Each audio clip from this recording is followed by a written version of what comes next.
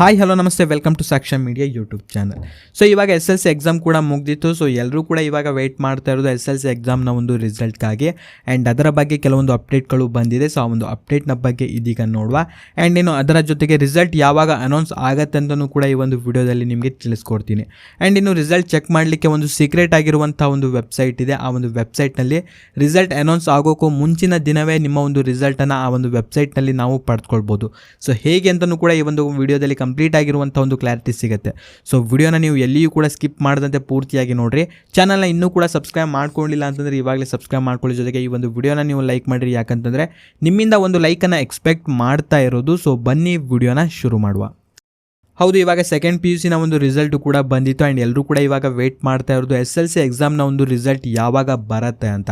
So ಇದರ ಬಗ್ಗೆ ಇದೀಗ ನೋಡ್ತಾ ಹೋದರೆ, ಸೊ ಬಂದಿರುವಂತಹ ಕೆಲವೊಂದು ಮಾಹಿತಿಗಳ ಪ್ರಕಾರ ಮೇ 8ನೇ ತಾರೀಕಿನ ನಂತರ ಇದರ ಒಂದು ರಿಸಲ್ಟ್ ಬರಲಿದೆ ಅಂತ ಒಂದು ಮಾಹಿತಿಯು ಕೂಡ ಇದೀಗ ತಿಳಿದು ಬಂದಿದೆ. ಆ್ಯಂಡ್ ಇನ್ನು SSLC ಎಕ್ಸಾಮ್ನ ಒಂದು ಇವ್ಯಾಲ್ಯೂಯೇಷನ್ ಪ್ರಕ್ರಿಯೆ ಕೂಡ ಆಲ್ಮೋಸ್ಟ್ ಮುಗಿತಾ ಬರ್ತಾ ಇದೆ. ಇನ್ನೇನು ಕೆಲವೇ ದಿನಗಳಲ್ಲಿ ಅಫಿಷಿಯಲ್ ಆಗಿ ಡೇಟ್ ಕೂಡ ಅನೌನ್ಸ್ ಆಗುತ್ತೆ. ಆ ಒಂದು ಡೇಟ್ ಅನೌನ್ಸ್ ಆಗಿದ ನಂತರ ನಮ್ಮ ಒಂದು ಚಾನಲ್ನಲ್ಲಿ ನಿಮಗೆ ಅಪ್ಡೇಟ್ ಮಾಡಿ ತಿಳಿಸ್ಕೊಡ್ತೀನಿ.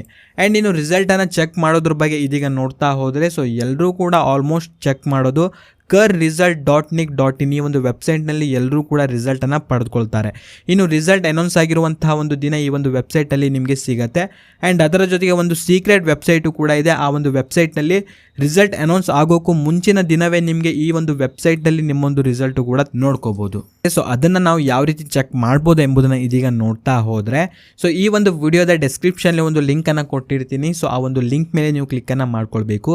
ಸೊ ಕ್ಲಿಕ್ಕನ್ನು ಮಾಡಿದ ನಂತರ ಪೇಜ್ ಬಂದುಬಿಟ್ಟು ನಿಮಗೆ ಈ ರೀತಿ ಡಿಸ್ಪ್ಲೇ ಆಗುತ್ತೆ. ಸೊ ನೋಡ್ತಾ ಇರ್ಬೋದು, ಜಸ್ಟ್ ನೀವು ಕೆಳಗಡೆ ಸ್ಕ್ರೋಲ್ ಮಾಡಬೇಕಾಗತ್ತೆ. ಇಲ್ಲಿ ನಿಮಗೆ ನೋಡ್ತಾ ಇರ್ಬೋದು ಹಿಂದಿನ 5 ವರ್ಷದ ರಿಸಲ್ಟ್ ಯಾವ ದಿನದಂದು ಅನೌನ್ಸ್ ಆಗಿತ್ತು ಅಂತ ಕಂಪ್ಲೀಟ್ ಆಗಿರುವಂಥ ಒಂದು ಮಾಹಿತಿಯು ಕೂಡ ಇಲ್ಲಿ ನಿಮಗೆ ಸಿಗುತ್ತೆ. ಆ್ಯಂಡ್ ಇನ್ನು ಜಸ್ಟ್ ನೀವು ಕೆಳಗಡೆ ಸ್ಕ್ರೋಲ್ ಮಾಡಿದ ನಂತರ ಇಲ್ಲಿ ನೋಡ್ತಾ ಇರ್ಬೋದು 2 ಲಿಂಕನ್ನು ಕೂಡ ಕೊಟ್ಟಿದ್ದೀನಿ.